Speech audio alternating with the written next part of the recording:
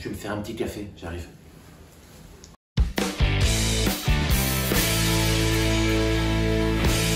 Bonjour et bienvenue dans cette nouvelle vidéo de première FAQ. Donc vous avez été nombreux à poser plein de questions et à vous intéresser à ma chaîne et je vous remercie pour ça.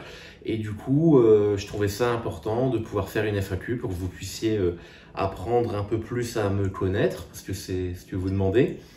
Et donc voilà, donc j'ai sélectionné plusieurs questions. J'ai essayé de les organiser pour créer un fil rouge quand même, pour pas faire un peu n'importe quoi.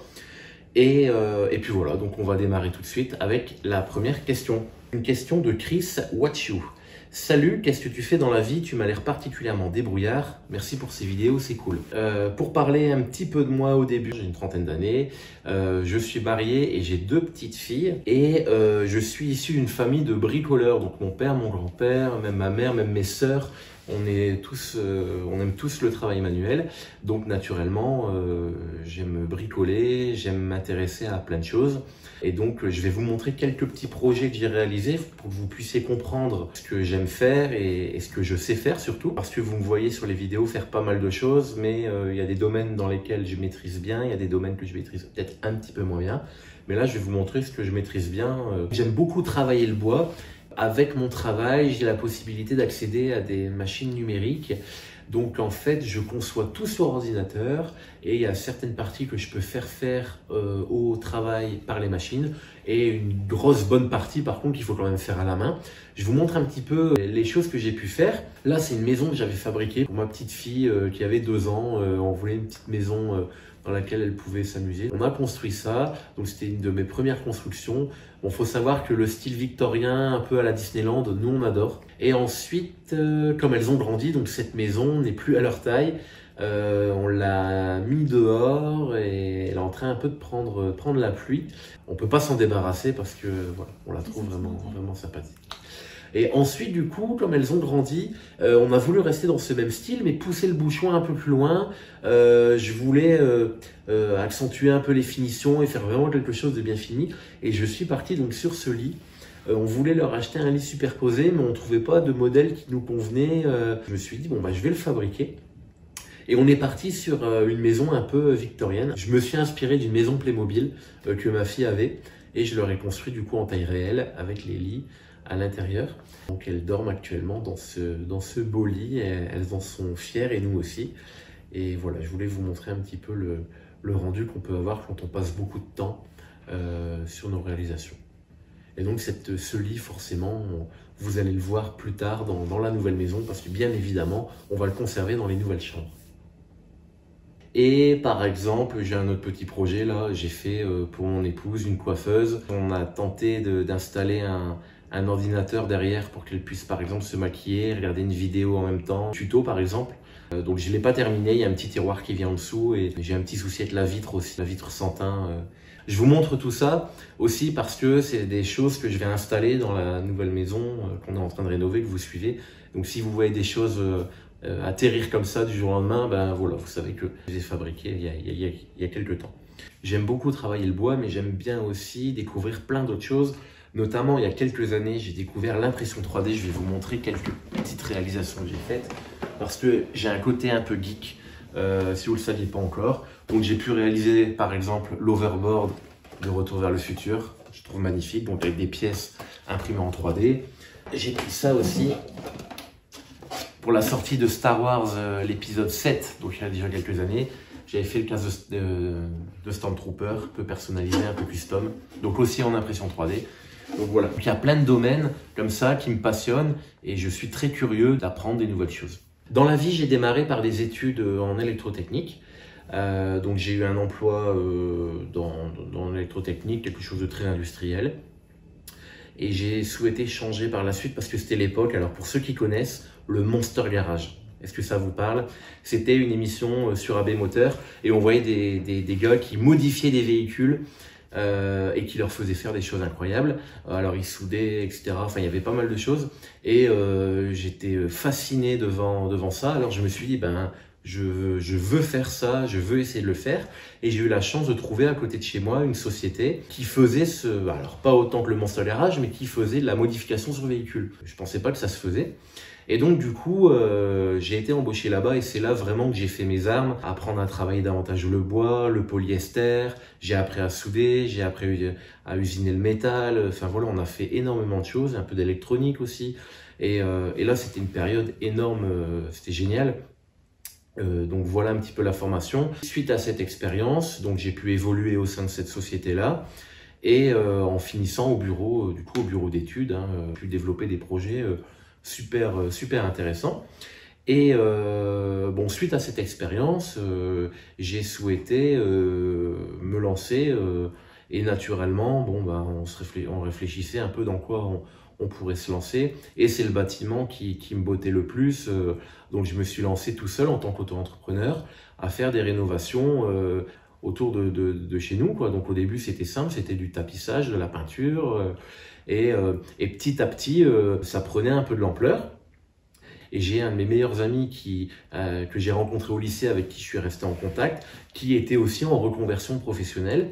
Et on a évoqué l'idée de s'associer à deux pour lancer une boîte dans le bâtiment. Parce que lui avait une formation de maçon. Et du coup, c'est ce qu'on a fait. Et on était spécialisé dans tout ce qui était cuisine, salle de bain. Donc on faisait quasiment tout le temps des cuisines, on montait jusqu'à 3-4 cuisines pour une grande enseigne et on faisait aussi de temps en temps des salles de bain. Donc la salle de bain, ça me permettait de toucher un peu à la plomberie, au placo, à l'électricité, mais dans des petites pièces, donc voilà, donc des salles de bain clés en main. On a fait ça pendant quelques années. Alors c'est pour ça que j'ai pu m'outiller un petit peu et que j'ai quelques connaissances justement dans le bâtiment. Et du coup, suite à cette expérience, on a eu une autre idée, du coup, au bout de quelques années, et on s'est lancé dans un autre domaine qui est l'automobile. Vous allez dire rien à voir, mais voilà, c'est un autre domaine, c'est plutôt dans l'industrie. On a créé des produits voilà, spécifiques pour l'automobile. Je vais pas rentrer plus dans le détail. Je veux vraiment que sur cette chaîne, ce soit plutôt ma passion pour le bricolage et le côté personnel qui reflète, et le côté professionnel, bah c'est à côté. Comme ça, vous en savez un peu plus sur moi. On va continuer. Donc la deuxième question, c'est une question d'Alexei Ouspansky. Alors, ma question est la même que beaucoup d'autres se posent. Que fais-tu comme métier? Tu n'as pas l'air d'être artisan, mais pourtant tu gères. Pour quel cœur de métier tu vas faire intervenir des entreprises? Combien de temps par semaine tu arrives à consacrer au chantier? Donc du coup, bah, le métier, j'ai répondu.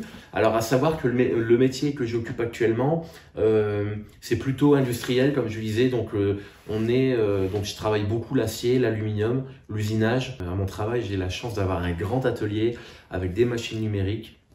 On ira peut-être faire un tour, par exemple, quand je devrais fabriquer la passerelle pour la maison. Et voilà un petit peu ce que je fais. Pour l'instant, on a fait intervenir une entreprise que pour les fenêtres. Bon, après, il y a des petites choses à côté, le ramoneur pour les cheminées. On a eu un nid d'abeilles, c'était je dis le dératiseur, je ne sais pas si ça se dit comme ça, mais en tout cas, voilà. Mais pour la construction, en tout cas, on ne pense pas faire intervenir d'autres entreprises. Peut-être pour si on doit faire la chape pour le plancher chauffant, on devra faire venir quelqu'un, a priori. On verra au moment venu, mais en tout cas pour la construction, le placo, l'électricité, l'isolation, les peintures, etc.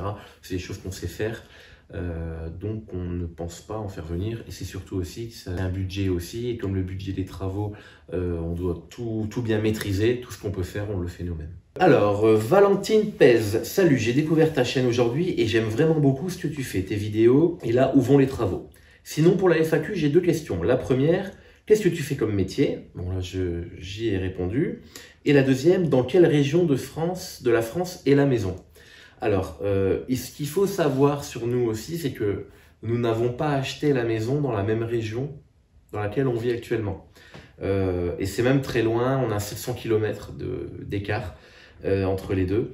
Donc c'est toute une logistique pour l'instant que d'aller faire les travaux, parce qu'en fait on a des enfants qui sont scolarisés ici, on vit encore ici, et donc je peux me permettre avec mon travail de m'organiser et de travailler en télétravail du coup à la maison, enfin la maison en construction, pour pouvoir me dégager du temps pour y aller.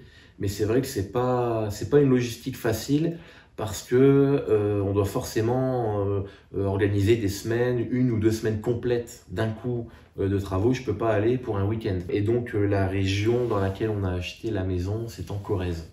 Et nous sommes du Nord. Der Holzmaker. Yeah, super vidéo. Voici mes petites questions. Quel est ton métier? Première réno, tu bosses avec quoi comme marque d'outils? Qu'allez-vous faire dans la dépendance? Les granges continuent comme ça, elles sont top tes vidéos. Alors, mon métier, bon, c'est bon. Première réno, alors, première réno personnelle, oui, c'est notre premier achat. On a attendu longtemps avant d'acheter parce qu'on voulait vraiment quelque chose de particulier. On en viendra après quand je parlerai de la maison.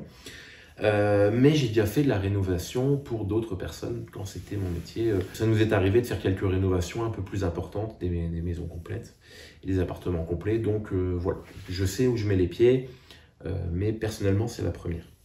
Ensuite, avec quelle marque d'outils je bosse? Alors moi j'aime beaucoup travailler avec Festool. C'est des outils qu'on avait l'habitude d'utiliser avant, surtout quand on était cuisiniste. J'adore cette marque, c'est costaud, c'est précis, c'est nickel. Ça et Bosch Bleu, pour le coup, c'est les marques avec lesquelles je suis habitué. Par contre, là personnellement pour le chantier, vous me voyez, j'ai acheté aussi du Ryobi. Pourquoi? Parce que j'ai dû m'équiper plus que j'étais déjà équipé, j'ai dû acheter pas mal d'outils. Et si j'avais acheté tous les outils dont j'avais besoin en Festool ou en Bosch Bleu, ça aurait bouffé la moitié du budget des travaux parce que c'est des très bons outils mais qui coûtent très cher aussi. Et quand on ne peut pas les rentabiliser en termes professionnels, c'est vrai que c'est des investissements assez lourds. Donc j'avais acheté un outil Ryobi, une petite affleureuse pour laquelle j'étais super content. Et je me suis dit, bon ben je vais tenter les autres.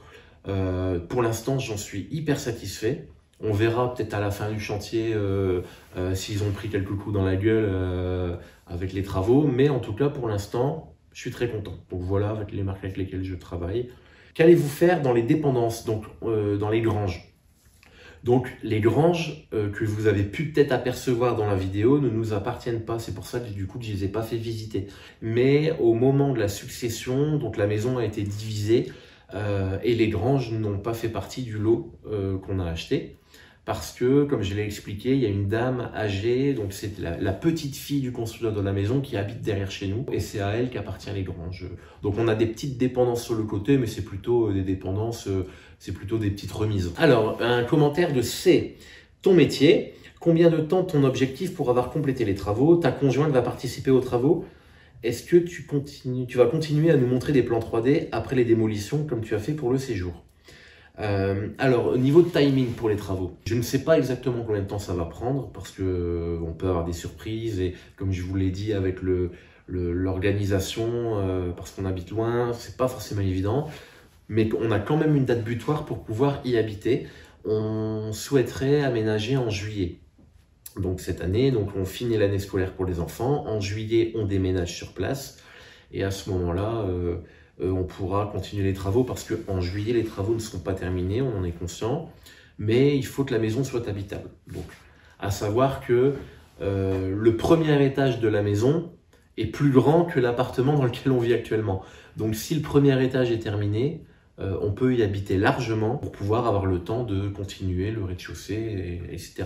Donc là, voilà, l'objectif, c'est que le premier étage soit habitable en juillet. Si on peut faire plus, bah, tant mieux. Et si on peut pas, bah, c'est pas grave, on sera sur place pour continuer encore plus rapidement, du coup, les travaux. Et mon épouse, bah, pour l'instant, du coup, quand moi je vais là-bas, je dois rester au moins 1 ou 2 semaines, bah, on peut pas déscolariser comme ça les enfants 1 ou 2 semaines.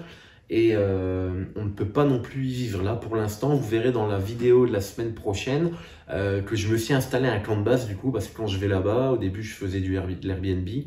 Mais l'objectif c'était de vite aménager une pièce dans laquelle je peux vivre, où je peux vivre, où les gens qui viennent m'aider, mes beaux-frères notamment qui viennent beaucoup m'aider, mais mes parents sont venus également, dans laquelle on peut vivre. Donc on a installé la douche, on a installé voilà, ce qu'il faut pour pouvoir y habiter.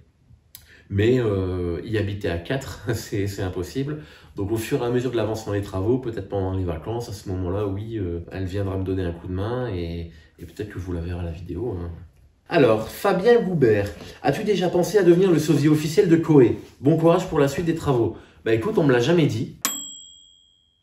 Aurélien Savard, superbe projet, j'adore. Les vidéos super bien réalisées. Petite question, que fais-tu en dehors de la rénovation, ton métier? Combien de budget as-tu prévu pour la rénovation totale? Combien as-tu acheté la maison? Sinon, continue comme ça, c'est super sympa ce que tu fais.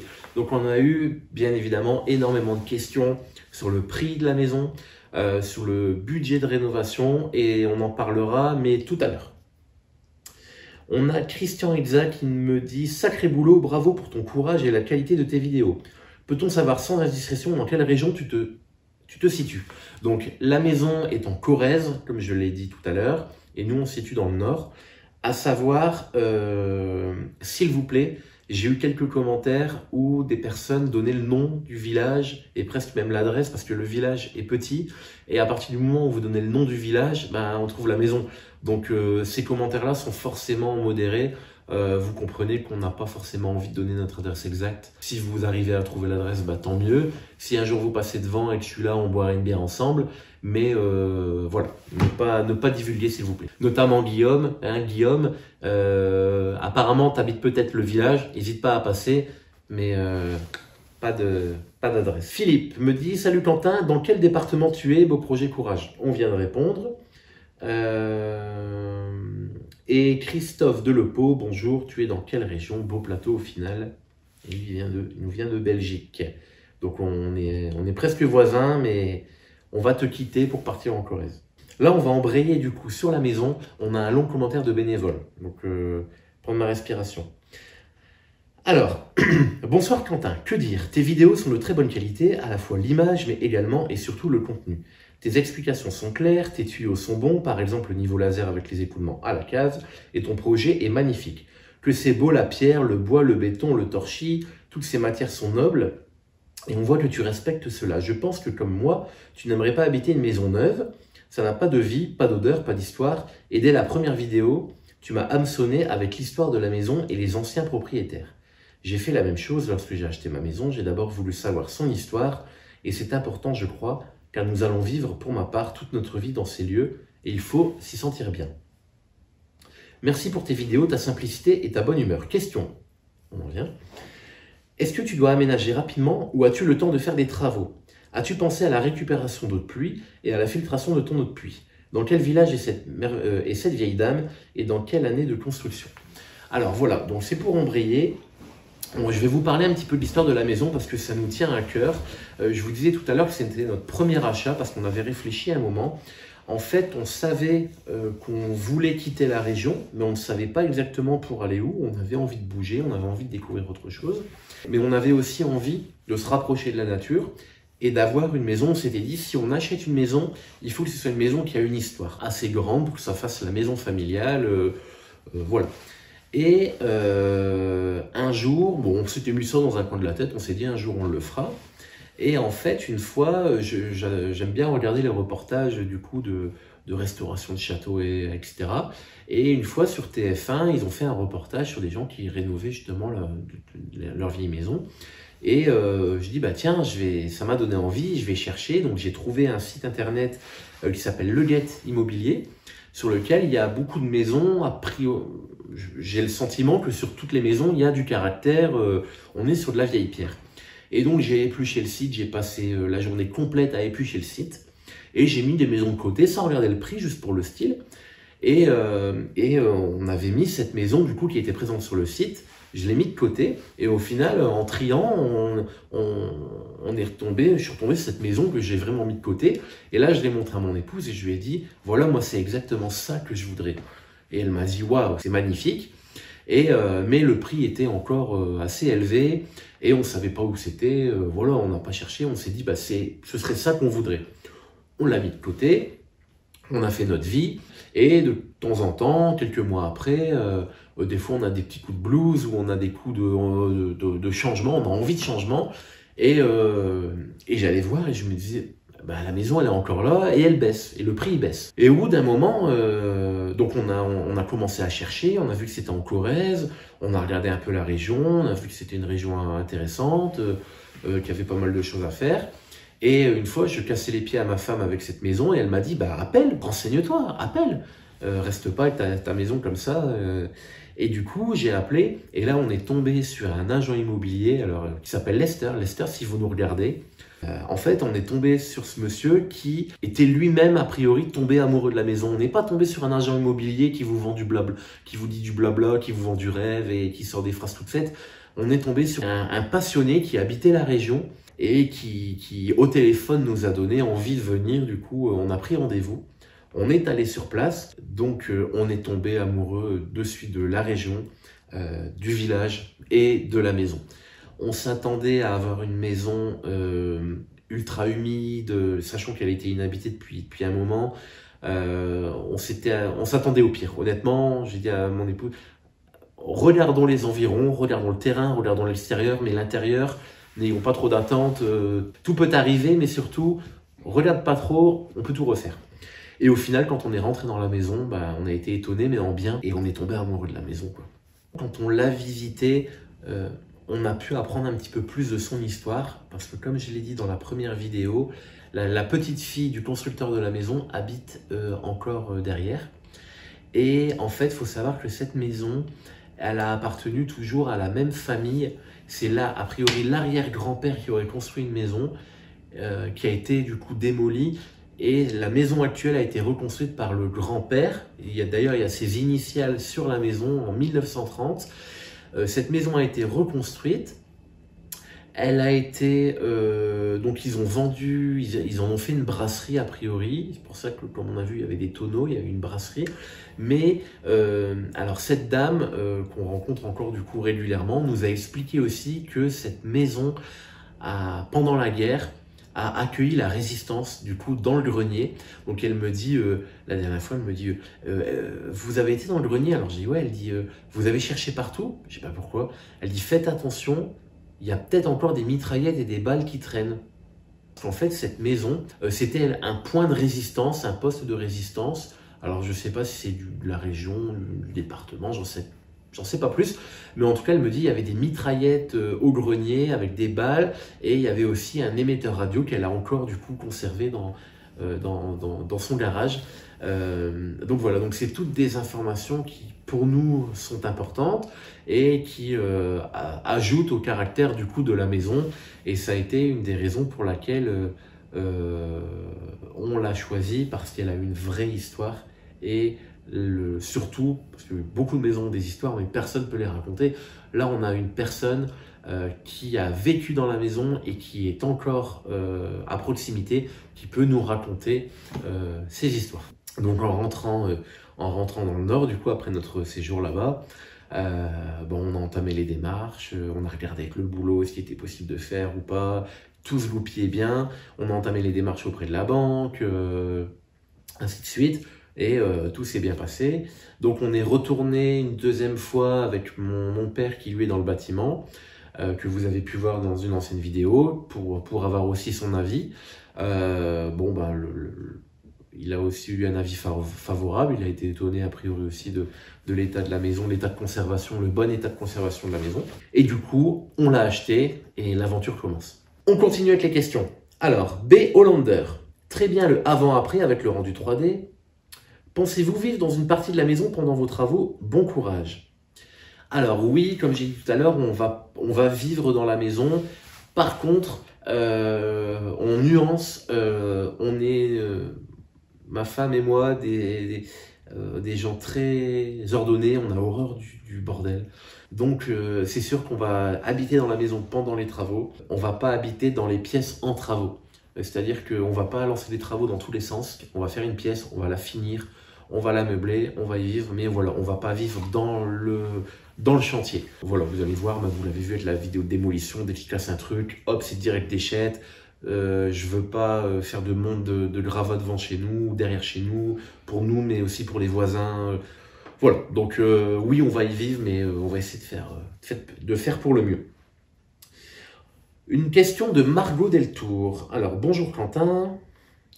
Pour ta FAQ, as-tu une estimation de ton aménagement fin des travaux? Souhaites-tu tout rénover toi-même ou peut-être faire appel à des entreprises spécialisées pour certains travaux? Bon courage.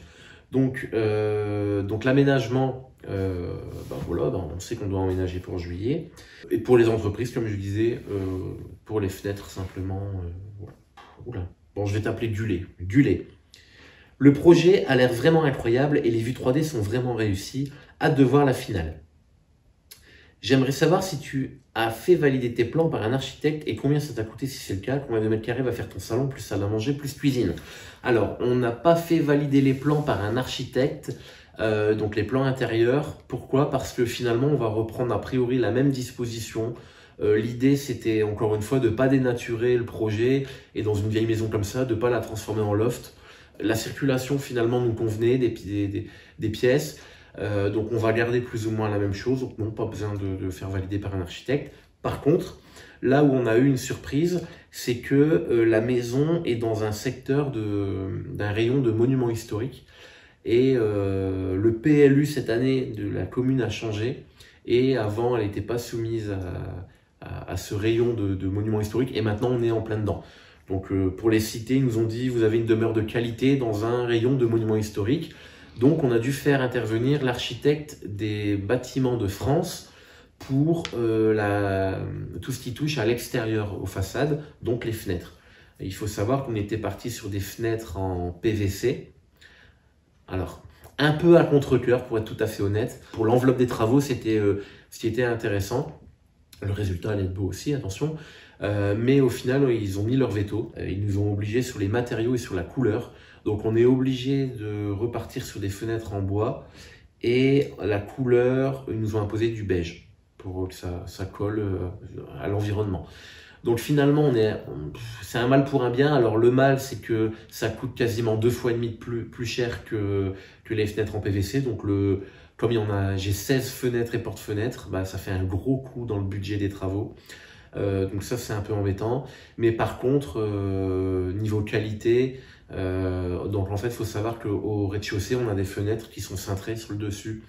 Donc en PVC, c'était pas possible. Donc on aurait dû faire un imposte, donc plein et en dessous des fenêtres rectangulaires. Que là, avec les fenêtres en bois, on est obligé de refaire le cintrage, donc ça coûte très cher. Mais au final, on gardera le charme de la maison. Et voilà. Donc on est parti sur des fenêtres en bois exotique pour essayer d'allonger au maximum leur durée de vie, parce que c'est du bois. Mais bon, elles vont être traitées, c'est pas le bois d'il y a 30 ans, hein, c'est du bois de maintenant, en plus exotique, donc ce sera très qualitatif. Voilà l'architecte des monuments des bâtiments de France et qui interviendra certainement quand on voudra aménager les abords, donc dans le jardin, il y aura peut-être également son mot à dire. On verra à ce moment-là. Vincent Gaspard, super intéressant à regarder, très enrichissant, hâte de voir la suite. Petite question, pour l'évacuation des débris, tu fais des allers-retours à la déchetterie ou tu loues un container? Je fais des allers-retours à la déchetterie. Alors la première raison, c'est que la déchetterie est à 5 minutes. Et la deuxième raison, c'est que je n'ai pas de place pour mettre un container. J'ai une place au niveau des granges, mais le fait de mettre un container à ce niveau-là, déjà je ne sais pas si le camion arrivera à manœuvrer. Mais s'il arrive à manœuvrer, ce serait plus long d'aller descendre les escaliers et mettre tout dans la benne à gravat que le mettre directement dans la remorque et aller à la déchetterie. Donc je fais à la déchetterie, c'est pour ça qu'on va tout condenser, toute la démolition d'un coup. On va essayer de faire ça et de vider le chantier au fur et à mesure, fin de journée ou fin de semaine. Hop, on se fait une remorque. Donc bien évidemment, j'ai acheté une remorque, c'est un outil indispensable quand vous faites de la rénovation. C'est une des premières choses que j'ai acheté et je ne le regrette vraiment pas du tout. Donc si j'ai un conseil, c'est avant de vous acheter un laser, achetez-vous une remorque. Ce sera bien plus pratique, même si le laser, je ne peux plus faire sans. Alors Sabwolf, parfait pour le son. Vidéo très satisfaisante, on voit bien l'évolution et le projet simple et efficace. Hâte de voir la suite. Question, tu évalues à combien le temps de cette réno? Alors, moi j'ai envie de dire, en un an je vais tout faire. Mais tout le monde va me rire au nez. Donc je sais pas trop parce qu'on ne prend pas en compte les extérieurs. On ne prend pas en compte les combles pour l'instant qui ne sont pas encore budgétisés. Donc je pense qu'en un an, si j'arrive à bien m'organiser avec le travail, si on prend pas trop de retard sur l'aménagement en juillet, j'espère quand même en un an j'aurai fini le rez-de-chaussée et l'étage pour que tout soit nickel, habitable et après qu'on puisse se concentrer sur les autres choses à faire. Lolo Blanc, super projet et dictée agréable, ce qui est rarement le cas sur YouTube. Question, ton expérience, dans quel corps de métier vas-tu sous-traiter certaines parties du projet et ton budget? Merci et bonne continuation. On va parler du budget tout à l'heure. Et les autres questions, j'ai déjà répondu. Lagrange en rénovation. Hello, très surpris du style intérieur, mais ça va être chic. J'imaginais un truc rustique vu ta chemise de bûcheron. Pour la FAQ, quel budget travaux, ton emploi du temps, genre soir et week-end ou à temps plein, sur combien de mois, années, et c'est où ton coin? Ça fait pas mal de questions. Donc c'est vrai que l'intérieur, c'est question de goût, hein, vous avez pu voir sur les vues 3D. C'est vrai qu'on aime bien ce style avec les moulures, etc. Nous, on passe, quand c'était encore ouvert, on passait notre temps à Disneyland. Donc on aime beaucoup ce style un peu à l'américaine, disons. Les autres questions, j'y ai répondu. Je viens sur le budget juste après. Je sais que vous attendez tous cette réponse, donc je vais rien spoiler. Alors, Taldir me dit que la 3D est magnifique, merci pour les vidéos. Question 1, quelle sera la surface habitable? Quel est le budget initial des travaux hors achat? Quel est le logiciel pour le rendu 3D? Donc là, on a une surface habitable hors comble de 193 mètres carrés exactement. Donc en gros, il faut se dire que chaque étage fait 100 mètres carrés. Rez-de-chaussée 100 mètres carrés, étage 100 mètres carrés, et les combles feront aussi du coup 100 mètres carrés. Le logiciel, j'ai eu beaucoup de questions sur le logiciel de rendu 3D. Donc c'est pas un logiciel, c'est un site internet qui s'appelle HomeStyler. Vous vous connectez directement et en fait l'avantage de ce logiciel, j'en ai essayé pas mal depuis des années, et c'est que les rendus sont ouf. Franchement, vous voyez, le photoréalisme est génial et c'est assez facile à utiliser. Donc HomeStyler. Wushu, votre projet 3D est beau, so chic. Quelle organisation, et vous déblayez dès que c'est fini, ça me laisse rêveuse. Hâte de voir la suite. Pour la FAQ, on aura d'autres vues 3D. Tu parles d'attaquer l'étage, vous allez habiter la maison bientôt. Donc oui, il y aura d'autres vues 3D, notamment de l'étage. Donc la semaine prochaine, on casse tout l'étage et vous aurez aussi quelques vues 3D de l'étage. Mais après, bon je vais pas en mettre d'autres, vous aurez quasiment tout vu. Juliane et Alicia Channel Kid. Salut, est-ce que tu vas mettre aussi des moulures sur le bas des murs? Et si oui, tu vas les faire toi-même. Combien de mètres carrés la maison? Alors les moulures, oui, on va vraiment les mettre. Les vues 3D qu'on a fait représentent, on espère, le résultat final. On a même intégré nos meubles, le canapé, tout est exactement comme on a envie que ça soit, même la couleur. D'ailleurs, vous voyez la couleur de notre séjour actuel, c'est la même couleur. Comme on aime beaucoup cette couleur, on va la remettre du coup dans la maison. Et les moulures, j'en ai déjà fait, je vous montre là. Là, vous pouvez les voir justement, c'est notre chambre actuelle. Donc j'ai fait toutes les moulures en bois et comme on aime bien le résultat, on veut refaire le même résultat, par contre dans toute la maison. Voilà. Putch35 me demande, le budget total projet, achat plus travaux, vas-tu faire les travaux toi-même ou appeler des professionnels pour certaines choses? Comptes-tu utiliser des matériaux biosourcés, fermacène, laine de bois ou chanvre pour isoler, ou des matériaux traditionnels? J'ai découvert ta chaîne. Voilà. Pour les matériaux biosourcés, a priori, non. Je resterai plutôt sur les matériaux traditionnels. Pourquoi? Parce que j'ai l'habitude de travailler avec. Le biosourcé, je ne me suis pas plus intéressé que ça. Je ne le connais pas. Je ne connais pas bien les matériaux. Je vous avoue que j'ai pas pris le temps de me renseigner dessus. Je sais que c'est un gros débat. Beaucoup qui sont contre la laine de verre. C'est comme avec le Nutella. Hein. Je suis plutôt dans le traditionnel et je vais garder les matériaux avec lesquels j'ai l'habitude de travailler et avec lesquels je connais leur capacité technique. Donc voilà, je vais rester dans le prudent. Je sais que c'est un débat un peu houleux. Je sais qu'il y en a qui pourront dire ouais, mais avec tout cet argent dans les travaux, tout cet argent dans la laine de verre, tu aurais pu faire un don à l'SPA. Je vous le dis tout de suite, ça sert à rien de lancer un débat dans les commentaires. Le pour ou contre, le vegan, le pas vegan, voilà. Chacun son point de vue et chacun fait aussi avec ce qu'il peut, ce qu'il a envie et selon son budget. Alors pour le budget, on en a discuté un moment avec mon épouse, voir si on le dit, si on le dit pas. Ce qu'il faut savoir, c'est que je suis entrepreneur depuis plusieurs années maintenant et parler d'argent, c'est pas du tout un problème. Maintenant, ce qui est gênant, c'est quand c'est juste de la curiosité. Et j'ai pu voir sur d'autres chaînes de rénovation qu'à partir du moment où il y avait des budgets qui étaient donnés, alors là, dans les commentaires, ça devenait n'importe quoi. Tout le monde donnait son point de vue, mais pas de manière bienveillante. C'était énormément de critiques. On n'était pas forcément pour le donner.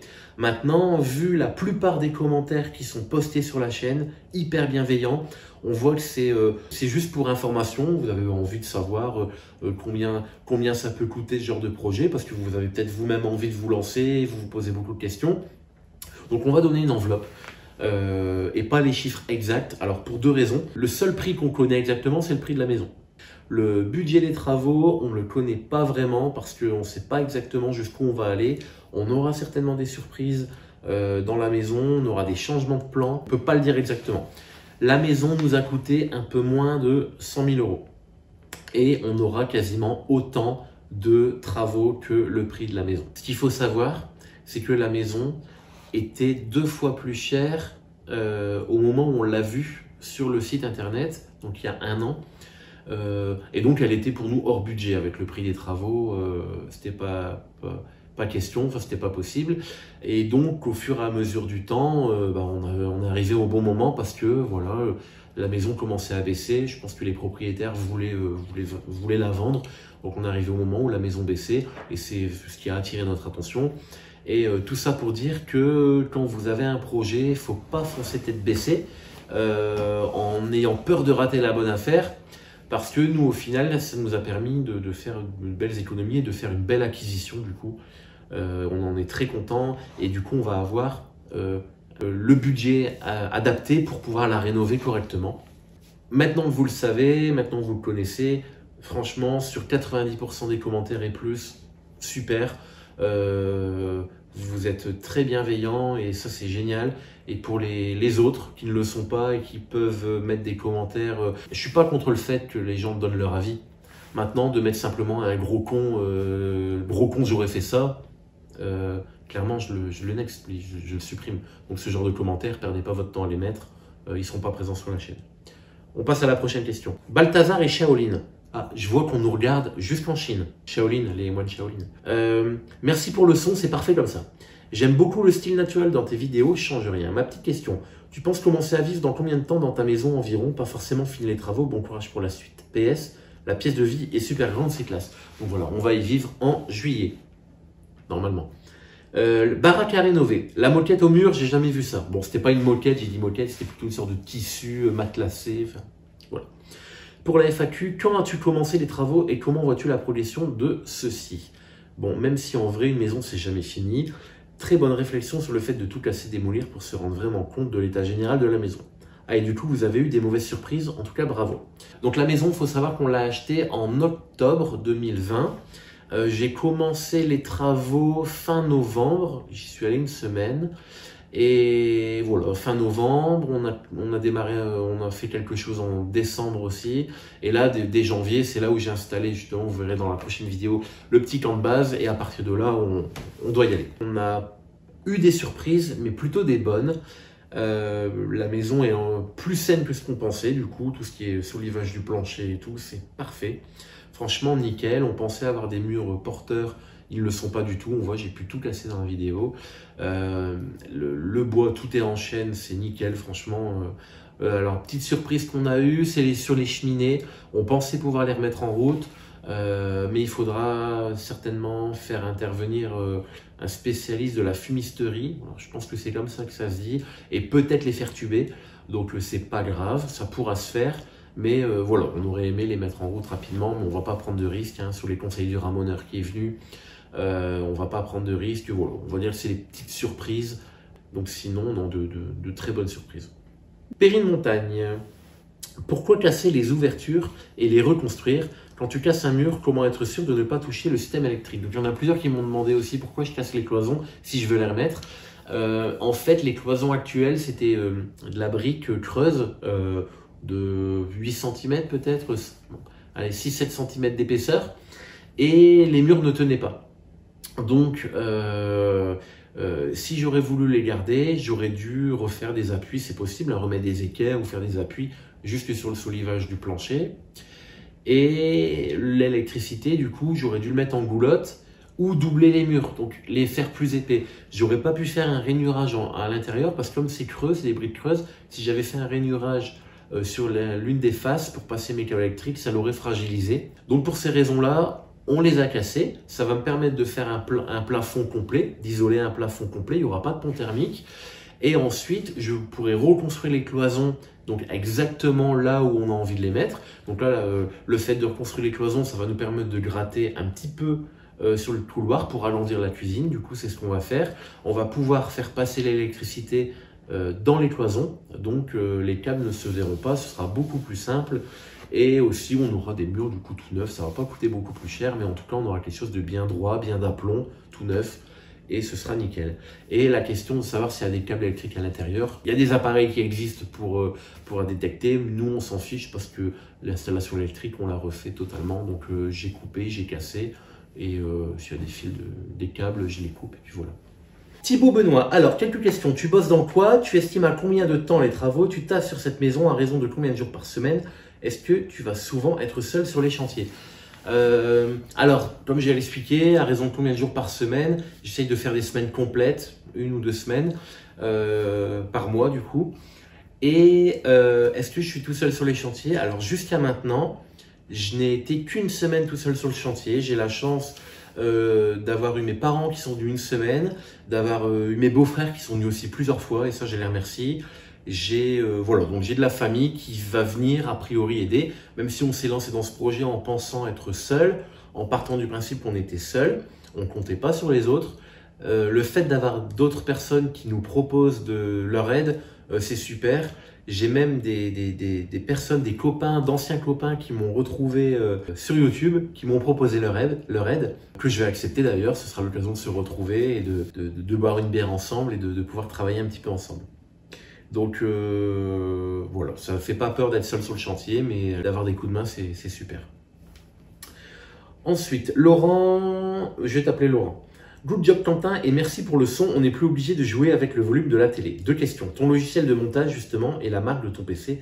J'ai beaucoup apprécié les vues 3D de votre projet. Well done. Le logiciel de montage, j'utilise Premiere Pro. C'est la suite d'Adobe, donc il y a Photoshop, After Effects, Premiere Pro, ainsi de suite. J'ai la chance de pouvoir les utiliser parce que j'ai la licence grâce à mon travail. Je l'utilise pour le travail et j'ai la possibilité du coup de l'utiliser aussi personnellement. Pareil pour le PC, c'est un Alienware. Ouais, c'est une bête de course. Et on l'a eu pour le travail parce que on avait besoin de grosses puissances de calcul. Je fais beaucoup de CAO. Et pour la CAO, mais aussi pour les rendus 3D et autres, on a besoin de puissance de calcul et ce PC est tombé à point nommé parce qu'il est juste incroyable. C'est hyper intéressant d'avoir des outils comme ça aussi performants et de pouvoir les avoir avec le travail. Je peux les utiliser personnellement, donc voilà, c'est super. Alors, Guillaume Ferron nous demande « Bonjour, quel est ton logiciel de montage que tu utilises pour tes vidéos? Merci encore pour le partage. » Donc, c'est Premiere Pro. Louis Bonin, donc c'est la dernière question. Salut Quentin, tu utilises quel logiciel 3D pour les rendus? Donc c'est Homestyler, j'en ai parlé tout à l'heure. Comment as-tu appris à t'en servir? C'est simple, il faut passer du temps dessus. En plus maintenant avec YouTube, il y a plein de tutos possibles, mais il ne faut pas se le cacher, il ne faut pas se mentir, c'est pas en regardant un tuto qu'on arrive à avoir un bon niveau. Il faut passer des heures dessus. Et en passant des heures dessus, on apprend. C'est en faisant qu'on apprend. Quel est ton métier en dehors de YouTube? Merci, bonne continuation pour le reste des travaux. Donc j'ai déjà répondu à tout ça. Bon, donc on arrive à la fin de cette FAQ. Merci de l'avoir suivi. J'espère que ça n'a pas été trop long parce que j'ai essayé d'être le plus synthétique possible, de donner le plus de détails et de répondre le plus sincèrement possible à vos questions. En tout cas, je vous remercie. Je suis très étonné de la bienveillance dont vous faites preuve dans les commentaires. J'ai lancé cette chaîne en pensant faire des petites vidéos pour récolter des souvenirs de cette rénovation, mais aussi pour apporter ma pierre, alors je dis humblement, à l'édifice parce que ça fait des années que je suis les aventures d'autres youtubeurs, notamment Eric Le Carleur, LJVS, Make in France, et d'autres. Il y en a plein d'autres que je suis et que j'oublie. Et je me suis dit que j'ai peut-être quelques petits trucs à apporter, moi aussi de mon côté. Encore une fois, je ne suis pas un expert dans tout, loin de là. Je ne vous fais pas de tuto, je vous explique simplement comment moi je fonctionne et je ne fais pas tout bien, comme tout le monde. J'apprécie beaucoup les commentaires de remerciements et forcément des personnes qui peuvent dire que c'est bien. Mais j'apprécie également les commentaires me disant que je fais quelques erreurs. Maintenant, à nuancer, parce que Kevin qui sort « t'es un gros con, tu sais rien faire », clairement, c'est pas constructif, c'est pas la peine de mettre ce genre de commentaires. Vous n'allez pas les voir, je les supprime automatiquement. Maintenant, les personnes qui peuvent dire « écoute, je suis plombier et ça, tu le fais pas bien, tu dois le faire plutôt de cette manière-là parce que… » Eh ben ça, c'est super. Vous avez été beaucoup à me dire que la nourrice, je l'ai montée à l'envers, l'eau chaude, l'eau froide, donc je vais la changer. Et sans ces vidéos, je ne me serais pas aperçu de cette erreur. Et j'aime les échanges et j'aime quand vous argumentez. Maintenant, ça ne veut pas dire que je vais tout changer à chaque fois, mais au moins, j'aime bien avoir l'avis des autres. Et on a par contre l'extrême, on a aussi le gros pâté, la personne qui va reprendre chaque minute de la vidéo et qui va dire « là, t'as mal fait ci, là, t'as mal fait ça, là, c'est pas comme ci, là, c'est pas comme ça, nanana. » Tu perds ton temps à faire ce genre de pâté sur chaque vidéo. Ces commentaires-là, je vais également les supprimer parce que franchement, si je travaille mal et si tu reprends tout ce que je fais, il n'y a pas d'intérêt à ce que tu regardes ma vidéo. Les concours de celui qui a la plus grosse, ce ne sera pas sur ma chaîne qu'il faut le faire. Voilà, je vous le dis clairement. Moi, je veux que ce soit un espace de bienveillance où on peut s'échanger des tuyaux, pourquoi pas. On peut chacun apprendre des choses, on peut montrer ce qu'on fait. Mais la personne qui connaît mieux que tout le monde, qui veut montrer qu'elle est la plus grosse que tout le monde et qui a tout à redire, clairement, fais ta chaîne, fais tes vidéos, tu auras peut-être des abonnés sur ta chaîne, mais ça sert à rien de venir prendre toute la place sur la mienne, je supprimerai également. Mais bon, ça c'est vraiment quelques commentaires, la plupart.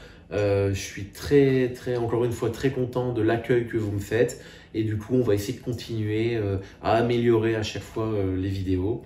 Et voilà, j'espère que ça va continuer. N'hésitez pas, si vous avez des questions, je vais continuer d'y répondre. Je prends beaucoup de plaisir et je passe beaucoup de temps à répondre à chacun de vos commentaires. Et je vais continuer à le faire. Merci encore. Et une dernière petite chose avant de vous laisser partir.